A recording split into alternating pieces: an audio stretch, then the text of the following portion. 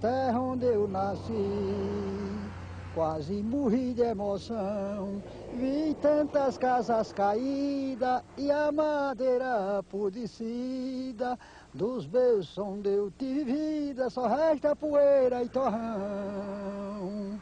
Armazém de cereais hoje não existe mais, que dos antigos currais só resta o velho morão. Para lá não volto mais, para não maltratar meus pais, que o tempo ruim é quem traz tristeza e derroração. Isso aqui eu ofereço a Lula e a toda a família.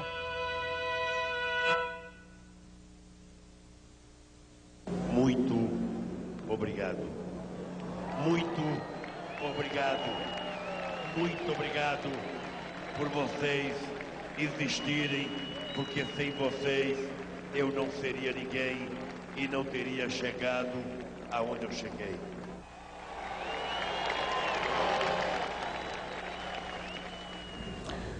O Brasil deu ao mundo uma lição de democracia. Mais de 90 milhões de eleitores foram às urnas e não houve nenhum incidente grave em todo o país.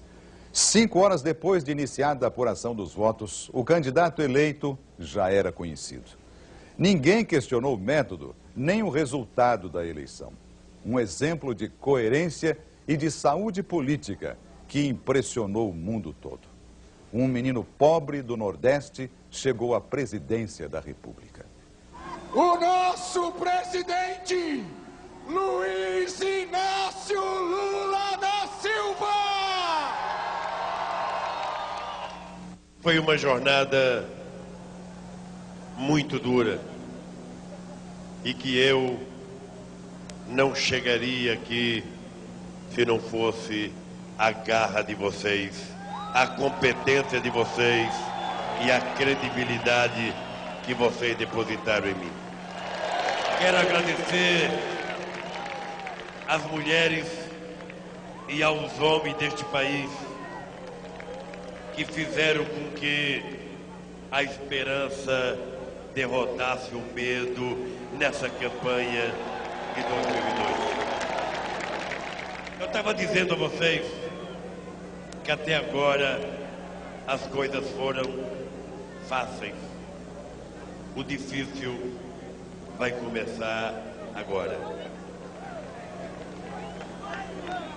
Eu sempre comparo a política com o casamento. Quando a gente está apaixonado, que a gente quer casar, a gente senta com a nossa namorada e a gente fica alimentando os nossos sonhos, discutindo o que a gente pode fazer. E a gente casa. E nem sempre tudo que a gente quis fazer, a gente consegue fazer com uma rapidez que a gente imaginava fazer. Vocês sabem que o nosso país vive uma crise. Mas sabe também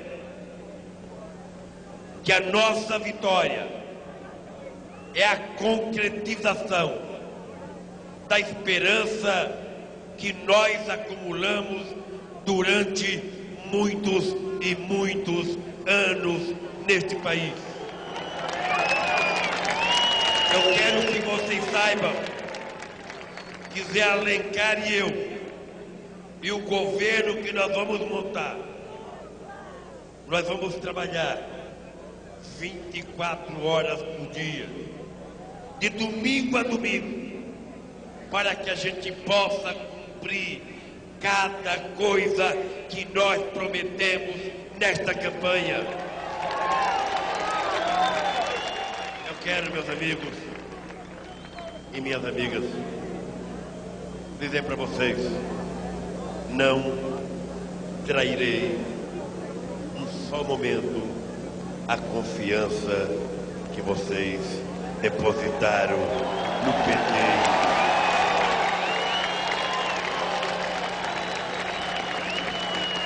Aconteça o que acontecer, vocês serão a minha referência.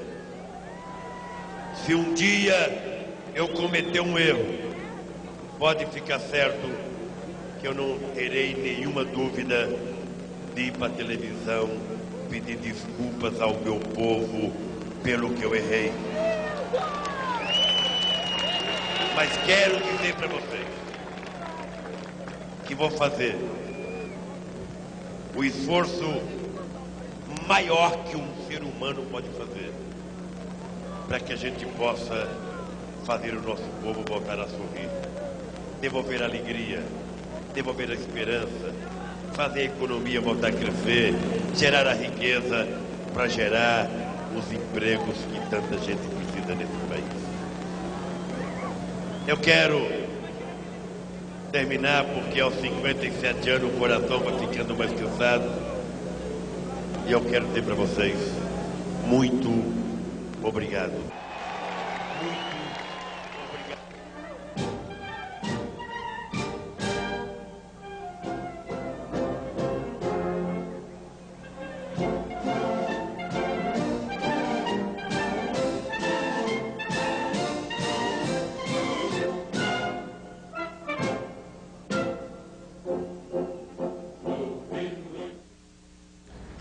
A campanha vitoriosa de Lula à presidência da República foi o resultado de um delicado e bem costurado sistema de apoios e alianças políticas. Para se tornar o 36º presidente do país, Lula e o PT tiveram que mudar. A eleição de Lula neste domingo teve um significado especial. Depois de amargar 3 derrotas consecutivas, o candidato do PT foi eleito numa campanha onde sempre esteve à frente nas pesquisas. Mas o caminho até a vitória foi longo e começou com uma disputa dentro do próprio partido. Este ano, Lula teve que disputar pela primeira vez a vaga de candidato do partido à presidência.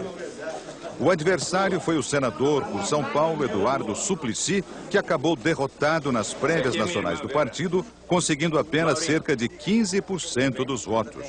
Com a candidatura confirmada pelo partido, Lula intensificou a campanha e começou a costurar alianças. A mais importante delas com o PL do senador José Alencar.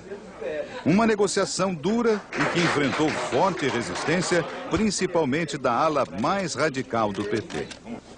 Mas a aliança acabou aprovada numa votação do Diretório Nacional do partido.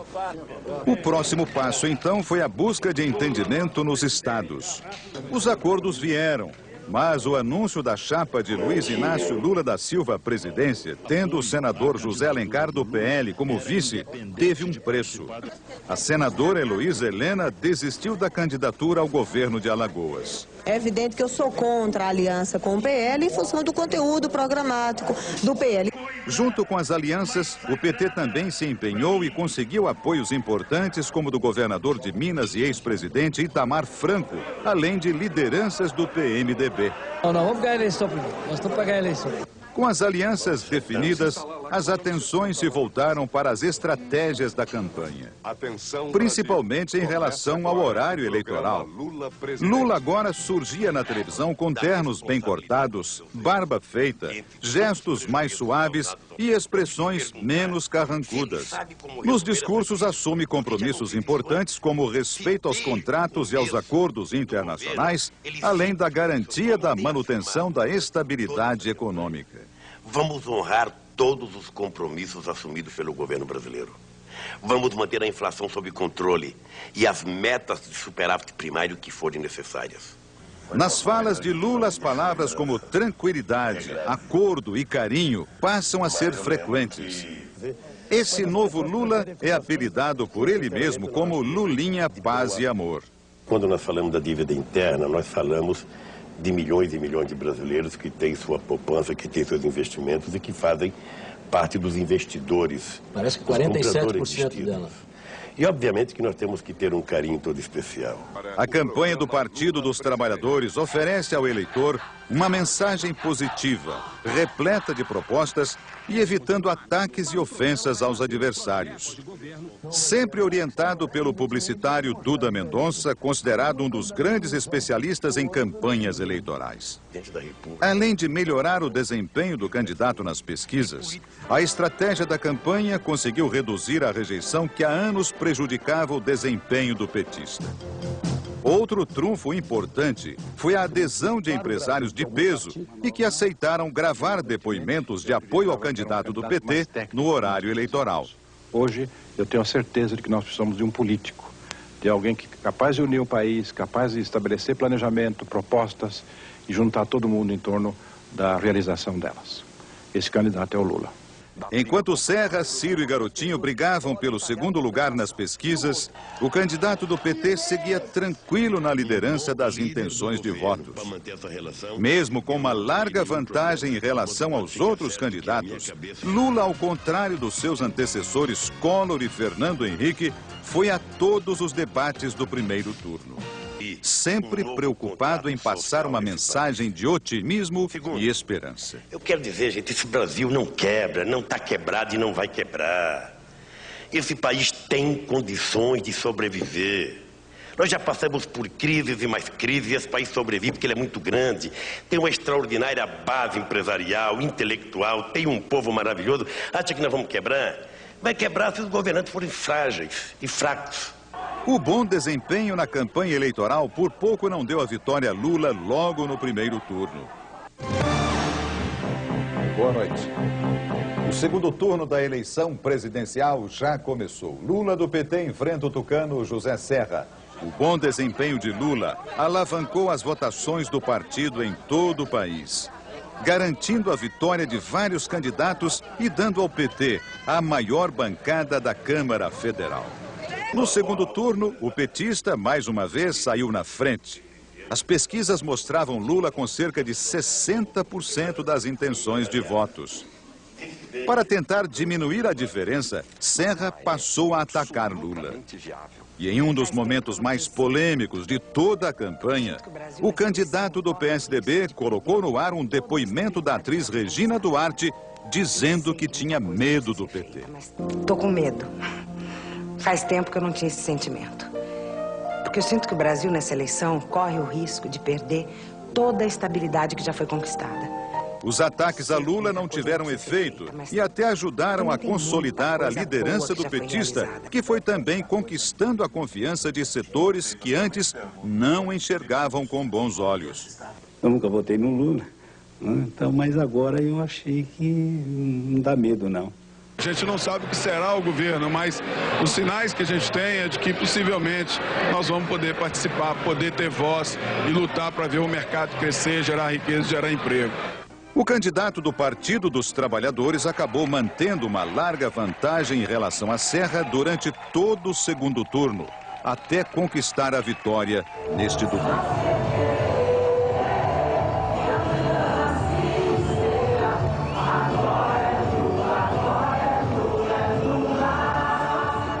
Lula nasceu em Várzea Comprida, Pernambuco. O distrito já pertenceu a Garanhuns e agora é de Caetés. Nas duas cidades, o presidente eleito tem parentes. A estrada que leva a Garanhuns tem a marca de rodovia perigosa. Essa viagem vai nos levar para Várzea Comprida, distrito de Caetés, terra natal de Luiz Inácio Lula da Silva. Isso aqui é o solo vegetal. Agora, dá o nome de areia pelas qualidades, porque tem areia, tem o barro, tem a areia branca, tem a areia vermelha.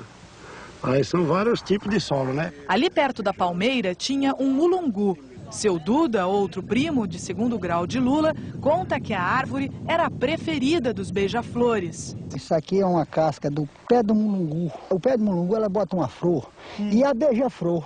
Ela faz uma zoada, beija e vai-se embora, beija, mas é muita. O pé de mulungu era onde ele brincava com os irmãos, que é uma sombra muito linda, fria. Pensa numa sombra fria, a sombra do pé de mulungu. Seu Duda também revela como Lula e a criançada quebravam o coquinho. Isso aqui se botava a pedra aqui, ó, e esse coco com outra pedra. Olha, tá aqui a bolinha do coco, ó. Como pra você ver? Isso é bom? Bom, bom, não ofende a ninguém. Isso é obra da natureza, criada, Deus fez. É gostoso. A casa onde Lula nasceu não existe mais. O primo Zé Moura nos levou até o sítio de Dona Maria. A construção é típica da região e recebe o nome de Meia Água por causa do telhado. Se você ver ou pegar todas as casas daquela época, era assim, era a meia água, que a gente chamamos que é a casa que cai água para um lado só. Aí tem essa parte aqui que é a sala, tem aquela lá que é o quarto, essa parte lá onde entra para o quarto. Essa parte aqui da frente é onde ficava, né, a cozinha. Aqui só andando abaixado. Aqui você para passar de uma porta para outra só passa abaixado. O 8º filho da família Silva teve uma infância difícil. Trabalhava na lavoura, não frequentava escola e o pai tinha deixado o Agreste para tentar a vida na cidade grande. Dona Eurídice ainda viveu no sítio durante 5 anos. Depois, também migrou para São Paulo, fugindo da fome e da seca. Deixar o Pernambuco na década de 50 não era fácil para nenhum nordestino. E para a família de Lula também não foi diferente. Depois de vender o sítio e andar 1 quilômetro, eles chegaram até este casebre, que na época era uma mercearia. Aqui ficaram esperando durante um dia o caminhão de pau de arara. Perto daqui fica o sítio de outro parente de Lula. Dona Corina tem cartaz do sobrinho bem na fachada. Ela nos recebe de lenço na cabeça e sorriso largo. Sempre cuidou das crianças e lembra que Lula era o mais obediente dos filhos do irmão. Bom menino. Era bom menino. Ele era, bom, ele era do trabalho dele, do estudo, né? Obediente à mãe e o pai, né? Era bom menino. Quem era, né?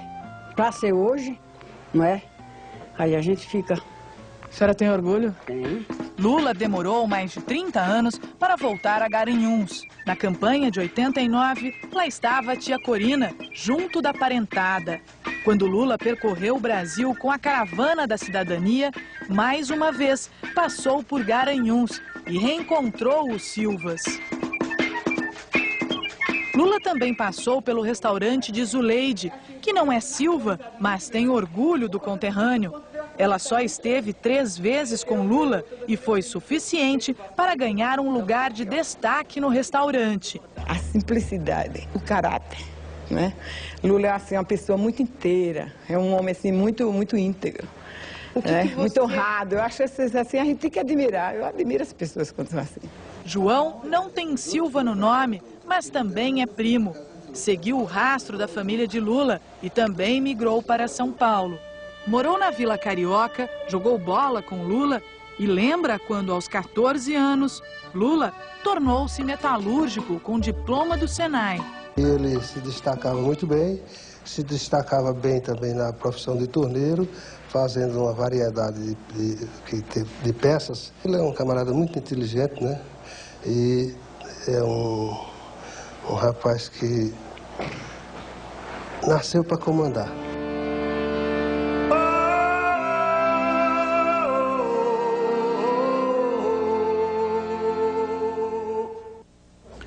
Quando migrou com a família para São Paulo, Lula trabalhou de engraxate, fez entregas e aos 14 anos conseguiu o primeiro emprego com carteira assinada.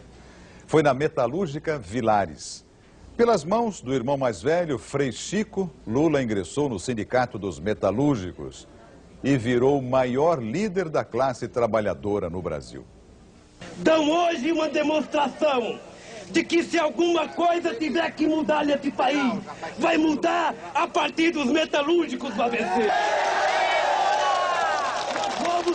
Foi num palanque montado num pequeno estádio em São Bernardo do Campo que os brasileiros conheceram Luiz Inácio da Silva, o Lula. Está na hora de parar! Todo mundo para outra vez!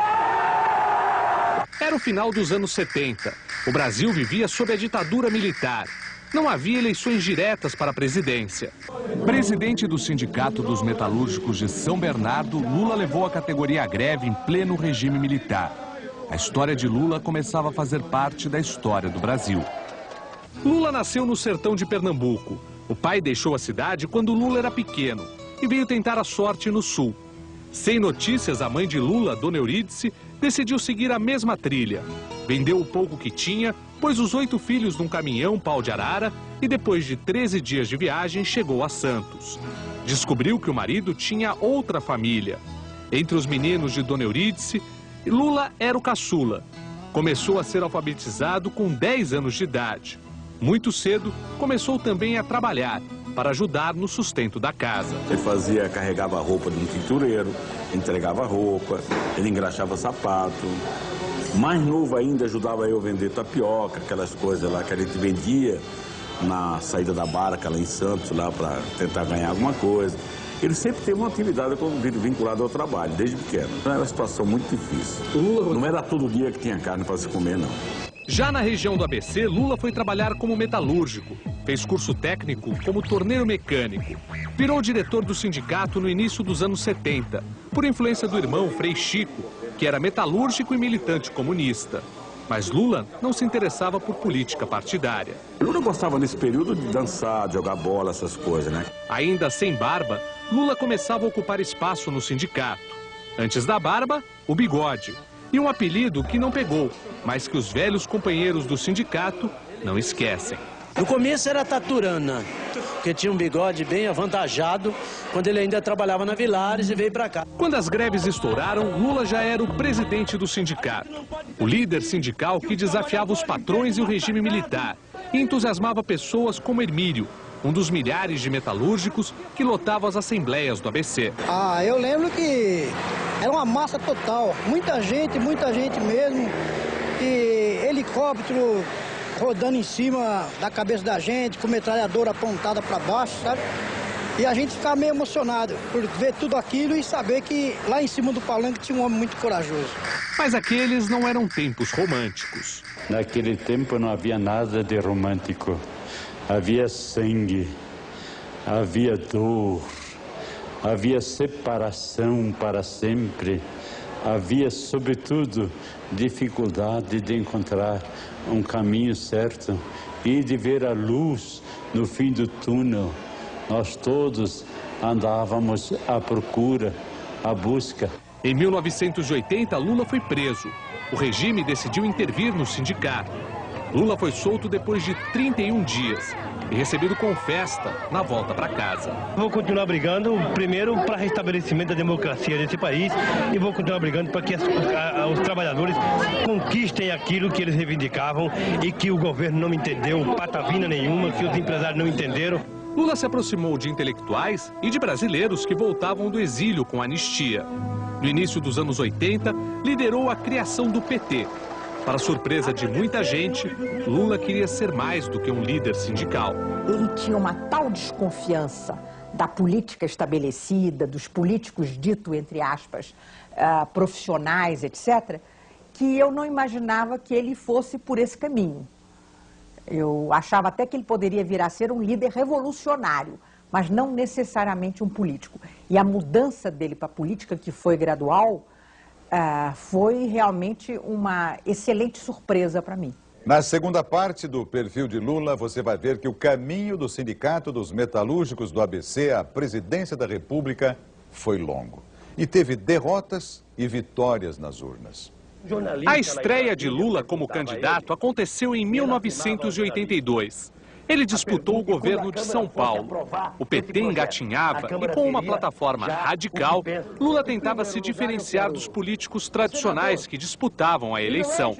De camiseta, o Lula de 82 dava assim o seu recado no final do debate entre os candidatos daquele ano. Eu gostaria de aproveitar esses 5 segundos antes da Lei Falcão para dizer uma coisa que já tomou conta do PT. O nosso número é 3. Então, companheiro trabalhador, vote no 3, porque o resto é burguês. Lula perdeu a eleição, mas 2 anos depois, lá estava Lula no palanque. Ele liderou o primeiro comício da campanha que reivindicava a volta das eleições diretas para presidente. A mobilização pelas diretas já reuniu 4 milhões de pessoas em comícios com gente de todos os partidos. Em qualquer discurso que nós possamos... No palanque, Lula conviveu lado a lado com políticos experientes, mas a emenda das diretas não passou no Congresso. A primeira grande vitória de Lula com o PT veio na eleição para a Assembleia Constituinte.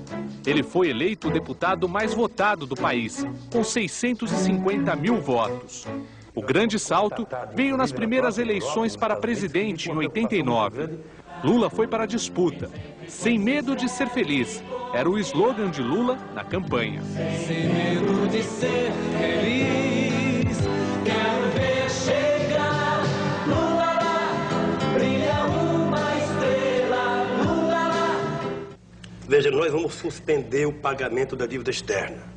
Lula surpreendeu políticos tradicionais e chegou ao segundo turno contra Fernando Collor.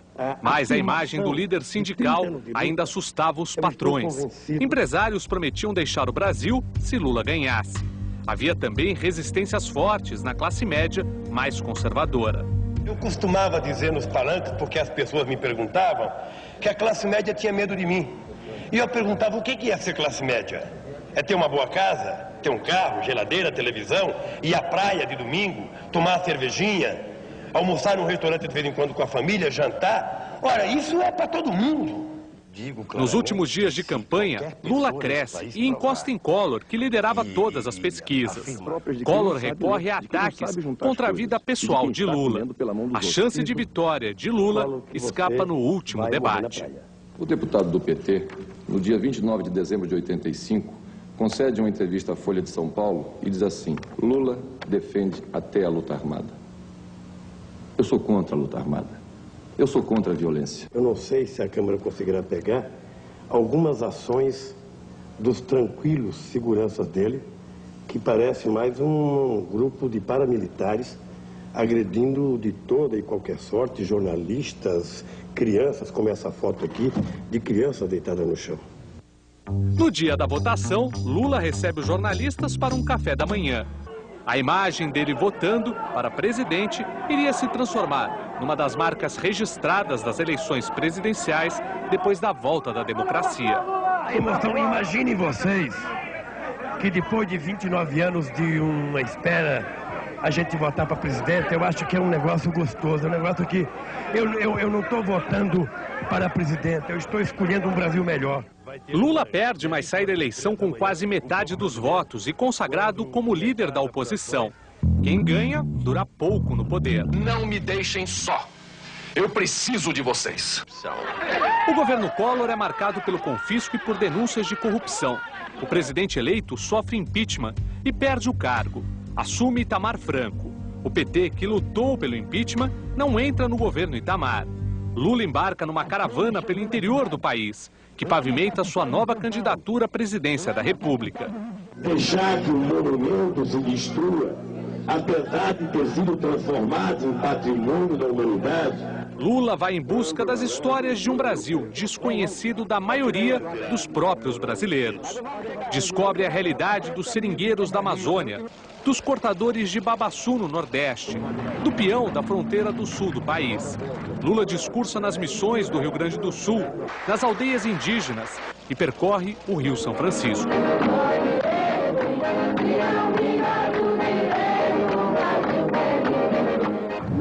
Mas enquanto Lula viaja pelo país, o sociólogo Fernando Henrique vira ministro da Fazenda, cria o real, derruba a inflação e vira candidato à presidência numa aliança do PSDB com o PFL.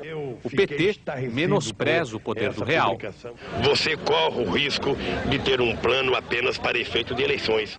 Lula, que no início da campanha era o favorito, assiste à ascensão de Fernando Henrique, impulsionado pela nova moeda.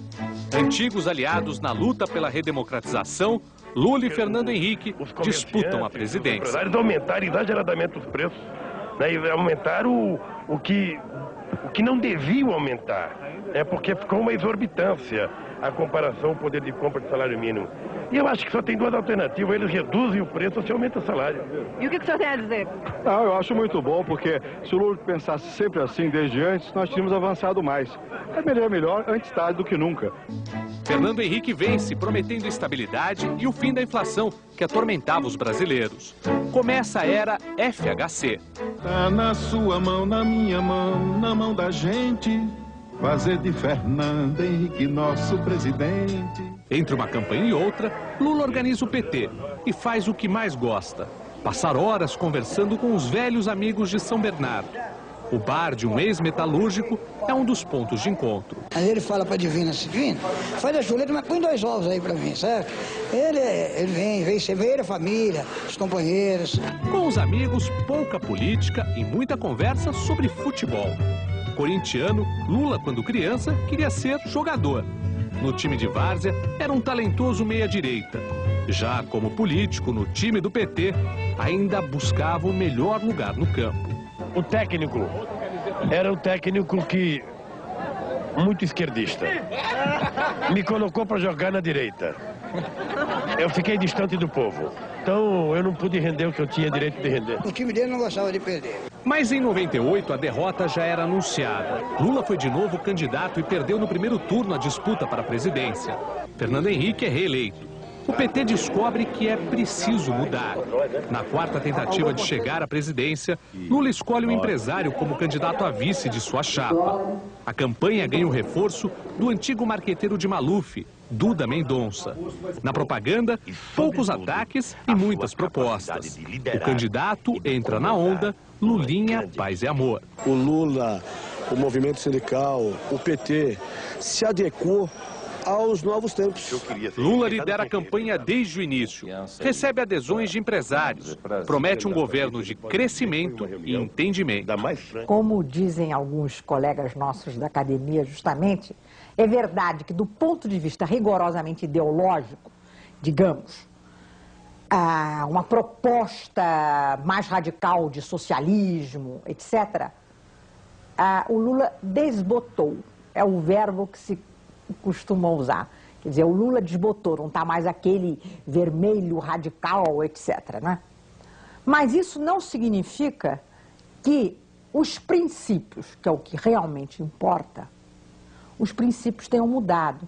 Recentemente mesmo, nesses últimos programas, entrevistas, ele tem dito que para quem quer uma sociedade mais fraterna, mais solidária, mais justa,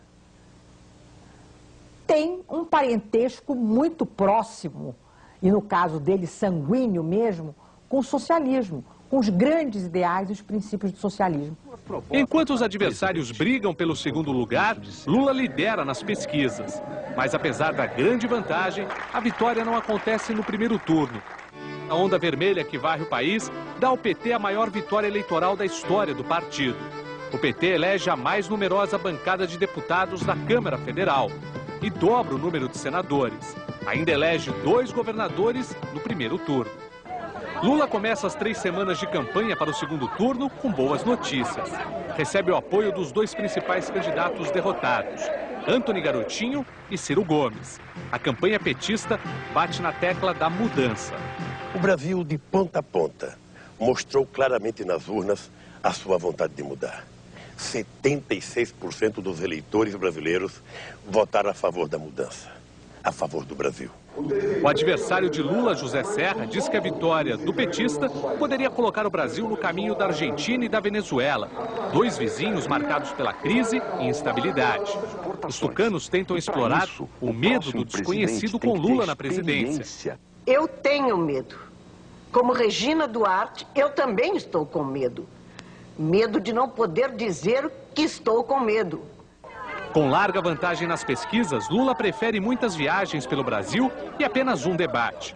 Para acalmar o mercado, que vive a turbulenta mistura da alta do dólar, aumento de juros e risco de inflação, Lula se reúne com empresários, promete autonomia operacional para o presidente do Banco Central e regras claras para o mercado.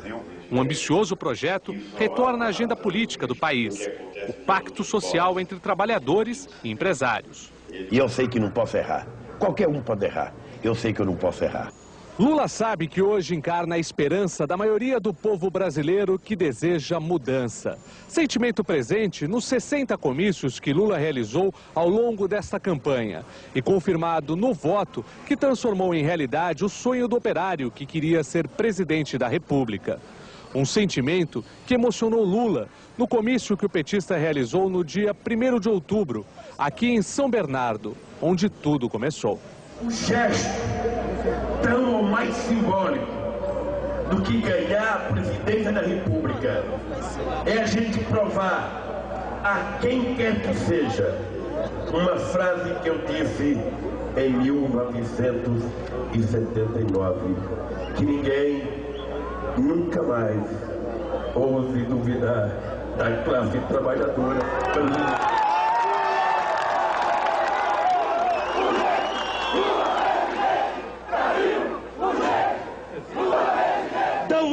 uma demonstração de que se alguma coisa tiver que mudar nesse país, vai mudar a partir dos metalúrgicos do ABC.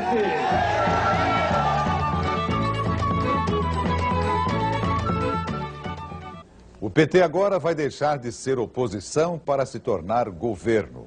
Já o PSDB e os partidos que apoiavam o presidente Fernando Henrique prometem fazer uma oposição responsável e a favor do Brasil.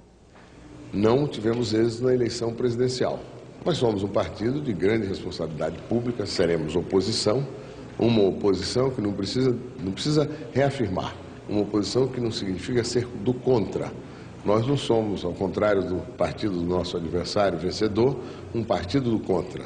Nós somos um partido político que, em certas circunstâncias, foi governo, é governo, e em certas circunstâncias foi e é oposição, construindo convergências e os melhores caminhos para o Brasil. O Lula vai enfrentar um quadro aí muito sério, que é uma crise de confiança aí nos mercados financeiros, em cima aí do Brasil, precisa restabelecer essa credibilidade. Agora, a credibilidade no sentido financeiro não se faz assim em termos apenas de declarações, de vontades, é preciso de providências concretas. E espero que haja uma relação muito fértil com o Congresso Nacional.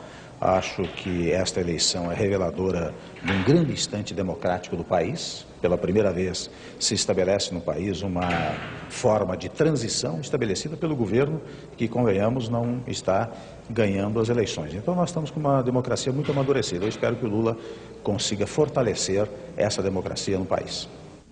Uma das principais bandeiras do governo Lula é a realização de um pacto social, reunindo representantes dos mais diversos setores da sociedade brasileira em favor de um grande projeto nacional. Só que experiências passadas mostram que a concretização de um pacto social não é tarefa fácil. A década de 70 encontrou a Espanha devastada por um século de guerra civil e por 40 anos de uma das mais severas ditaduras contemporâneas da Europa. Com a morte do ditador Francisco Franco, a sociedade espanhola decidiu construir um acordo para reinstitucionalizar o país. Esse acordo, firmado em 25 de outubro de 1977, ficou conhecido como Pacto de Moncloa e até hoje é uma referência para a solução de grandes crises institucionais. Os conservadores aceitaram a legalização dos partidos e dos sindicatos. E a esquerda concordou com a manutenção da monarquia. O rei Juan Carlos convocou uma Assembleia Constituinte. Preços e a inflação foram controlados com a redução negociada de salários e despesas públicas. O Pacto de Moncloa é a referência que Lula adota como tema de seu futuro governo. Durante a campanha, ele desenhou o embrião dessa negociação. Fez várias reuniões com entidades patronais e de empregados. Agora, sua intenção é reunir todos os setores, especialmente aqueles com interesses antagônicos, ao redor da mesma mesa para negociar um pacto nacional. Muita gente falou em pacto a vida inteira no Brasil e nunca fizeram, porque pacto pressupõe interlocução séria. E nós vamos fazer, nos primeiros meses de governo, uma espécie de radiografia de cada setor. O que tem de bom naquele setor, o que está dando certo, o que não está dando certo e falta um empurrãozinho para dar certo, o que está falhando que tem que ser tirado fora. Para quê? Para que a gente comece a governar esse país com um potencial de todos os setores da sociedade a 100 por hora. Costurar um pacto nacional é uma tarefa complexa e dificílima. Na história recente do Brasil, 3 presidentes tentaram propor negociações assim tão amplas. Mas as experiências mais bem-sucedidas não passaram de acordos entre segmentos da atividade econômica representados nas câmaras setoriais. A primeira tentativa foi patrocinada pelo ex-presidente José Sarney. O país estava atolado em uma inflação de 80% ao mês. O presidente não tinha força e não havia mais instrumentos de política econômica que fossem eficientes. Coube ao então ministro Mailson da Nóbrega gerenciar toda a confusão que se criara. E, segundo ele, não havia nenhuma alternativa a não ser pactuar com a sociedade um mínimo de condição de governabilidade. Naquela época, nós vivíamos um período hiperinflacionário, sem instrumentos para enfrentá-lo. O Ministério da Fazenda não tinha nenhum instrumento, o orçamento estava liquidado, a taxa de juros não exercia o seu papel tradicional.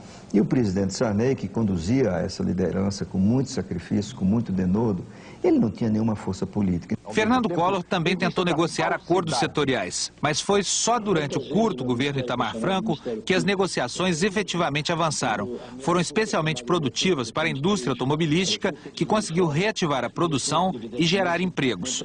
Paulo Pereira da Silva, o Paulinho, era um dos sindicalistas que comandavam negociações em nome dos empregados nas câmaras setoriais.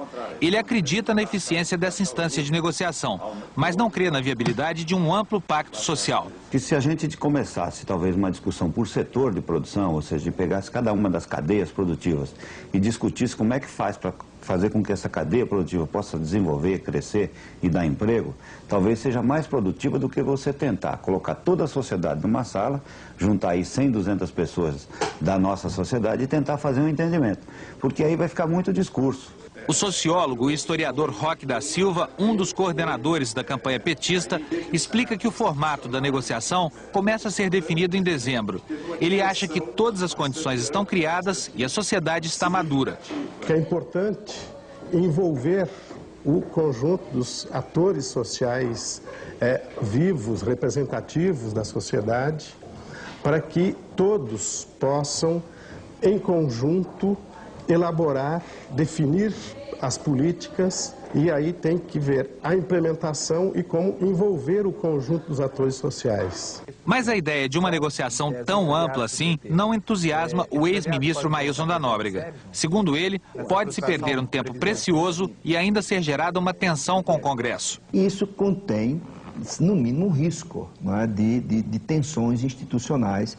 Por exemplo, recrutar um grupo de pessoas da elite escolhidas, não se sabe por que critério, para discutir questões nacionais e em que medida isso será um instrumento de pressão para que o Congresso aprove aquelas medidas, porque o Congresso tem uma representatividade muito maior, porque ele foi escolhido pelo povo. O sindicalista Paulinho concorda que há muitas dificuldades a vencer. Ele cita como exemplo pautas de reivindicação como esta que a CUT está encaminhando em nome de sindicatos de metalúrgicos. Entre outras coisas incompatíveis com a situação econômica do país, a CUT quer um gatilho para a reposição automática das perdas salariais sempre que o INPC atingir 3%. O presidente da Força Sindical, no entanto, acha que é preciso colaborar com a negociação pretendida pelo novo governo. Do nosso lado tem muito pouca coisa para ceder. Eu acho que num primeiro momento a melhor coisa seria de ter um pacto pela governabilidade e depois a gente tentar se entender em cada um dos ramos de produção e do país. Os empresários estão entusiasmados com a perspectiva aberta pelo PT. Apostam na negociação como saída para a crise econômica e prometem contribuir para a realização do pacto proposto pelo presidente eleito. Há um grau de entendimento, de construção política desses últimos anos muito positivo e nós vamos estar com o governo que aí estiver para fazer aquilo que tem de ser feito. Um presidente da Silva. Faça um teste. Dê uma olhada na lista telefônica ou pesquise no lugar onde você trabalha. O que mais tem no Brasil é Silva. Até presidente já teve com esse nome. Arthur da Costa e Silva e Jânio da Silva Quadros, assim como Lula, faziam parte da enorme família Silva do Brasil.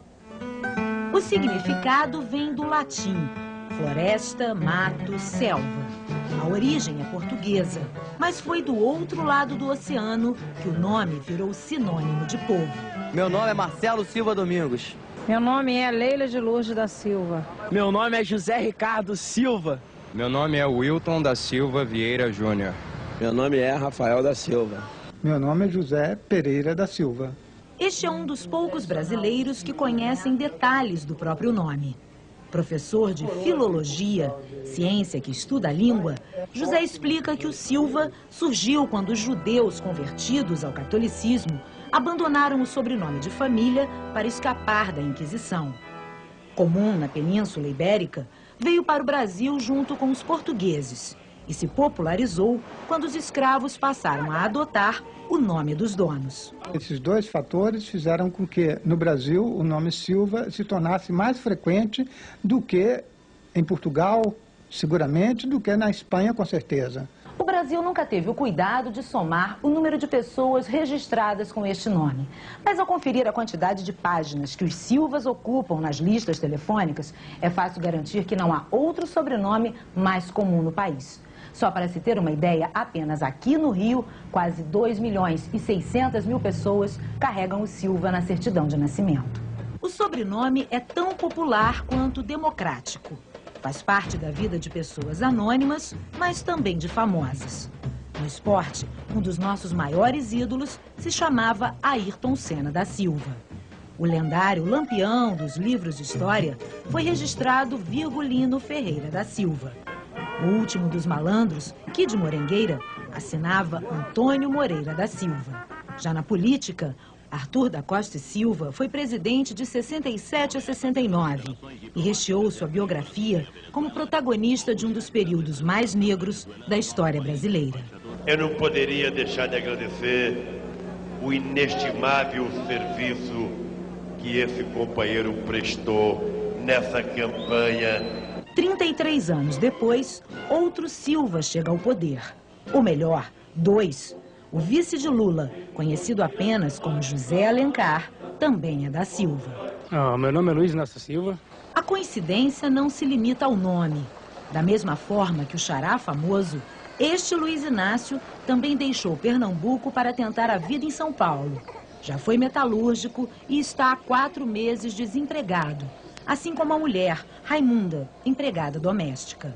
A falta de dinheiro baixou a autoestima de Lula, como é chamado pelos amigos, mas não roubou a esperança. Ela esperou a mudança, né? Assim como ele tentou, né? Na primeira vez não deu certo, com o Collor, né?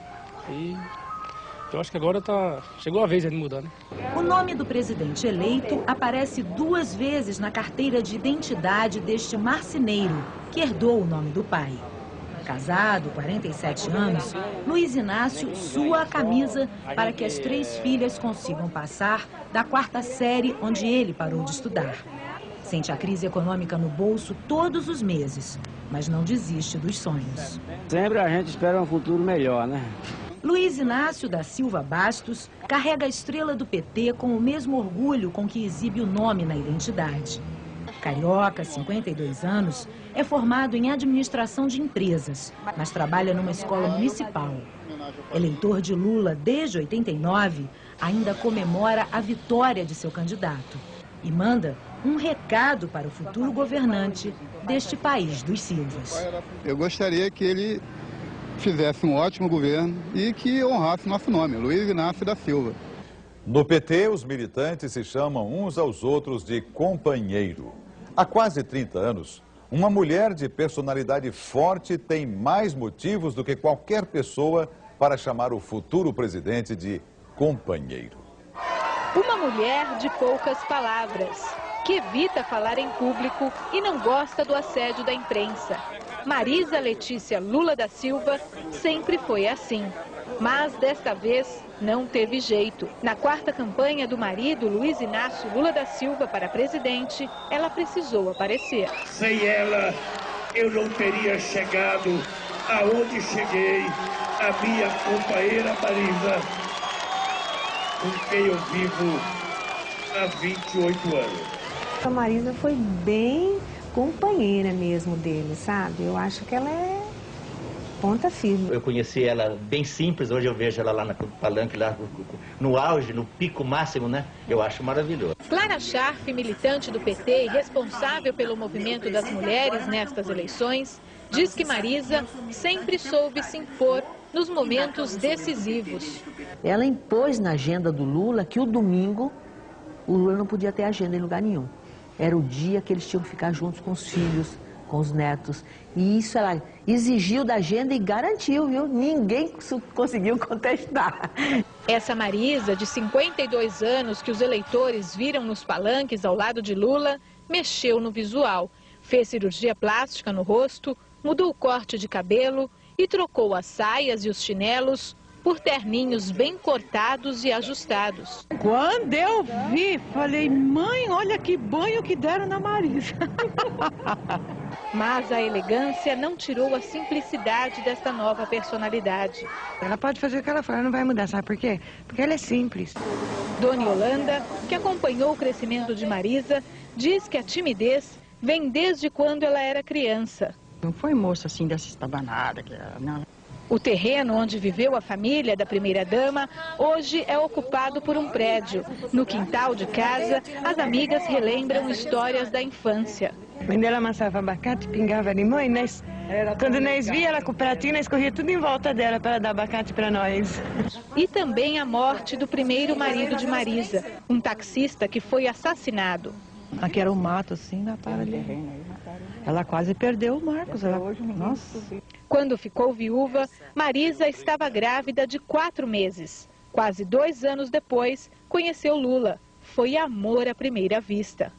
Quando chega essa loira na minha sala, eu sabia que ela era viúva.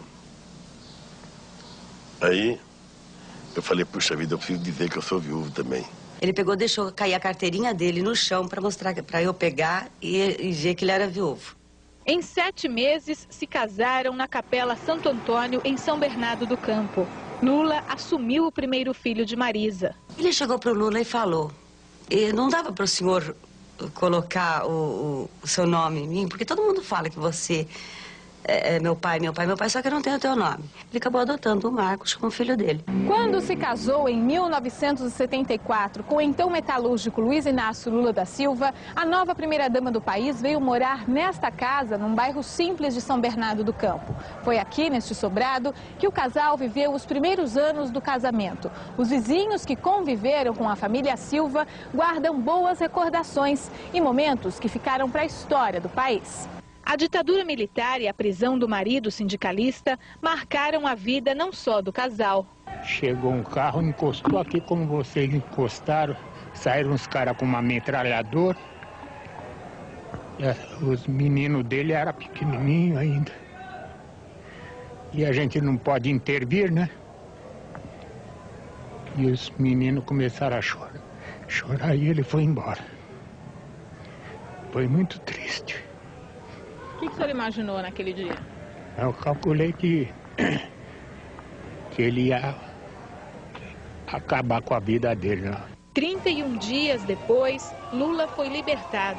Marisa se rendeu às entrevistas, do jeito dela, simples, com a criançada em volta e sotaque de interior. Eu acho que ele deve fazer o que ele gosta, o que ele quer. Então eu apoio ele em todos os sentidos. O que ele decidir, eu estou com ele. Apoio que Clara Scharf presenciou em muitas situações difíceis. O fechamento do sindicato, aquela coisa toda, eles ficaram sem ter onde reunir. Ela não teve dúvida, em casa ela afastou os móveis assim no canto, explorou, depois então o sindicato vai ser aqui, na casa. Marisa sempre frequentou o comércio, o supermercado e as feiras do bairro onde moravam. No restaurante, a confirmação da simplicidade de Marisa. Mais do que isso, uma dica para os futuros cozinheiros do Planalto. Eles gostam de arroz, feijão, bifinho que seja, a chuleta que eles gostam e um ovinho frito, não pode faltar. O mestre Cuca lá em Brasília, pode ficar sossegado, o cliente é excelente, não faz reclamação. Lula diz que o senador José Alencar não será um vice-presidente, mas um parceiro no comando da nação. A aliança entre o presidente operário e o vice-patrão é mais uma novidade que Lula introduz na história política brasileira. O sorriso no rosto é a marca registrada de José Alencar Gomes da Silva. E não é para menos. Nascido na localidade de Tamuri, município de Muriaé, Minas Gerais, o 11º de uma família de 15 filhos chegou longe. Já se vão mais de 50 anos desde que o então jovem de 18 anos abriu seu primeiro negócio, uma loja de tecidos em Caratinga, montada com dinheiro emprestado do irmão mais velho. O mais novo, Antônio, que sempre trabalhou junto com José Alencar, não esquece os tempos de dificuldades em que os dois tinham que morar em um pequeno quarto nos fundos da loja por falta de dinheiro para alugar uma casa. E nós somos de uma origem muito simples. E ele conseguiu fazer uma mudança extraordinária na vida.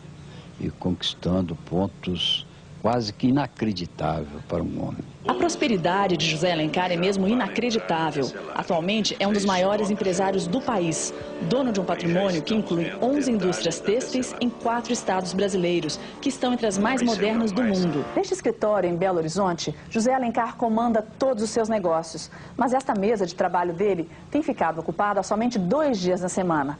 Nos outros, sai o empresário, entra o senador José Alencar, que fica em Brasília. O Senado foi o início da vida pública de José Alencar, que foi eleito com quase 3 milhões de votos. Agora, aos 71 anos, chega à vice-presidência da República. Eu não tenho nenhuma necessidade material a ser atendida pela vida política. Ao contrário, eu me realizando alguma coisa. Se eu puder realizar alguma coisa que seja realmente de interesse do país, eu me sinto realizado. Tanto sucesso não surpreende o seu Honório. Amigo e secretário particular do senador há mais de 40 anos, o sentimento dele é um só: orgulho. Antes dele ser senador era Dr. José Alencar. Quando ele se elegeu senador em 98, senador José Alencar. E agora, como vice-presidente da República Federativa do Brasil, vai ser senhor vice-presidente. Com a simplicidade de todo bom mineiro do interior, o vice-presidente eleito José Alencar brinca ao comentar suas atribuições no novo cargo. Como Lula vai viajar muito, mas é aqui mesmo, no Brasil, ele não se ausentando do país, eu não vou assumir. Então eu posso, quem sabe, morar por aqui mesmo, ou em Poços de Caldas, sei lá, ou na minha terra, em Itamuri, não sei. Vamos ver. A eleição de Lula teve grande repercussão na Europa. Quem informa é o correspondente da Rede Bandeirantes em Paris, Mário Sérgio Conte. A onda vermelho-verde-amarela chegou à Europa. De Lisboa a Praga, todos os jornais europeus trazem hoje extensas reportagens sobre o novo presidente do Brasil, Luiz Inácio Lula da Silva. Os jornais franceses, particularmente, parecem jornais brasileiros, de tanto que falam do Brasil. Eles não deixam dúvida, o presidente Lula é o brasileiro mais conhecido hoje na França, mais que Pelé, mais que Ronaldo, mais que Guga ou Ayrton Senna. Vários analistas dão um significado mundial à eleição brasileira. Eles dizem que, num mundo em que o capitalismo parece emparedado na Europa e nos Estados Unidos, e no qual o fundamentalismo religioso se espalha pelo Oriente Médio, pela Ásia e pela África, a eleição de um governo de esquerda no Brasil é um fato novo e profundo. O Brasil pode, segundo eles escrevem, abrir na prática uma terceira via na política internacional, aquela que incorporaria os miseráveis desse mundo às conquistas da civilização. A imprensa europeia, no entanto, é cautelosa. Ela esmiuça as dificuldades do Brasil, a conjuntura mundial complicada, e diz que Lula herdará uma economia em pandaré. O melhor achado é do jornal italiano La Repubblica, que conta que Lula leu Carlos Drummond de Andrade no dia da sua eleição. No final da reportagem, o jornalista fala das grandes esperanças brasileiras e usa um poema de Drummond para perguntar ao novo presidente do Brasil: e agora, Lula? De Paris, Mário Sérgio Conte. A eleição de Lula ganha destaque especial na imprensa da Inglaterra. Os jornais do país abrem manchetes para o presidente eleito do Brasil, como informa de Londres o correspondente Marcelo Parada. Todos os jornais ingleses, sem exceção, destacam a vitória de Luiz Inácio Lula da Silva no Brasil. Vitória esmagadora, escreve o Financial Times. Brasil, à beira de uma nova era, diz o The Independent. Brasil dá a Lula vitória esmagadora, informa o The Guardian. Brasil comemora a eleição do vitorioso homem pobre, diz o The Times. Em todas as reportagens, emerge o perfil do ex-presidente do Sindicato dos Metalúrgicos de São Bernardo, 57 anos, que agora tem o desafio de comandar uma das maiores economias do mundo. O presidente eleito, Luiz Inácio Lula da Silva, é descrito como um ex-radical que moderou seu discurso, mas que mesmo assim está empenhado em reduzir a desigualdade social no país. Uma impressionante desigualdade, informam os jornais ingleses, responsável pelo alto desemprego e pelo alarmante número de crimes. Como compatibilizar a ortodoxia econômica, a ortodoxia fiscal, com as enormes demandas sociais, eis a questão crucial, segundo os principais jornais da Inglaterra. De Londres, Marcelo Parada. Feriado, frevo e forró. Foi assim que a cidade onde Lula nasceu comemorou a vitória do seu filho mais ilustre. Os preparativos para a festa na cidade onde Lula nasceu começaram muito antes do fim da votação. A praça em frente à prefeitura de Caetés foi transformada num arraial na cor vermelha do PT. O trio elétrico já estava a postos desde o dia anterior. Em Garanhuns, que reivindica o título de cidade natal de Lula, eleitores e militantes saíram às ruas assim que a votação foi encerrada. Uma carreata percorreu as principais ruas e avenidas da cidade. Estamos muito felizes e muito orgulhosos. Em Caetés, a rádio comunitária anunciou o resultado da eleição na cidade. A diferença em favor de Lula. A população de Caetés veio para a praça para comemorar a vitória de Lula. O prefeito da cidade decretou feriado nessa segunda-feira e o povo pôde festejar com tranquilidade o ritmo do frevo até de madrugada. Frevo só não, teve também forró e axé. Um carnaval em que nem seu Duda, primo de Lula, de 65 anos, ficou de fora. Agora é só festejar e se desejar. Tudo de bom pra ele. A cidade que viu Lula ir embora, fugindo da miséria, celebrou a eleição de seu filho mais ilustre. De Caetés, Pernambuco, Kiko Ribeiro.